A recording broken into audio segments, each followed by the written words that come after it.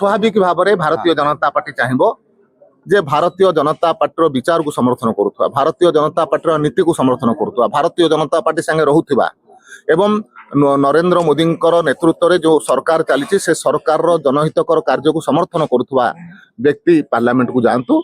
जदि से प्रकार परिस्थिति निर्माण हुए से कथा ऊपर निश्चय भारतीय जनता पार्टी चिंता करिबो। सर्वोच्च नीति निर्धारक संस्था होची पार्लियामेंट्री बोर्ड एवं पार्लियामेंट्री बोर्ड जेतेबेले दुईटी ना ऊपर मोहर मारिची तो से दृष्टि भारतीय जनता पार्टी जो दुई जन कार्यकर्ता नाम मोहन मारिची आम राज्य सभापति श्री मनमोहन सामल एवं वर्तमान जो राज्यसभा सांसद अच्छा श्री सुजीत कुमार उभय को आम स्वागत जनाऊँ एवं उभयंकर निश्चय विजयी हम एवं उभय पार्लियामेंट रे उड़ीसा पई स्वर हेबे।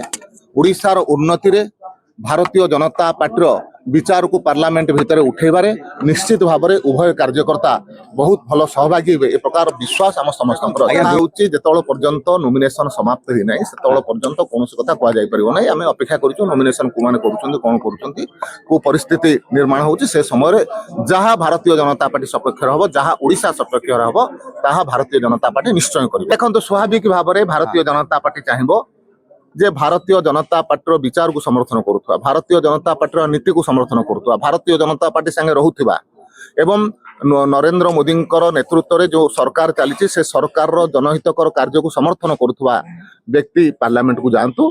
जदि से प्रकार परिस्थिति निर्माण हुए से कथा ऊपर निश्चय भारतीय जनता पार्टी चिंता करिबो। देखंतु वर्तमान पर्यंत जेतेबेले पर्यंत नॉमिनेशन समय अतिक्रांत होई नाही सेतेबेले पर्यंत सबु प्रकार ऑप्शन खोला अछि।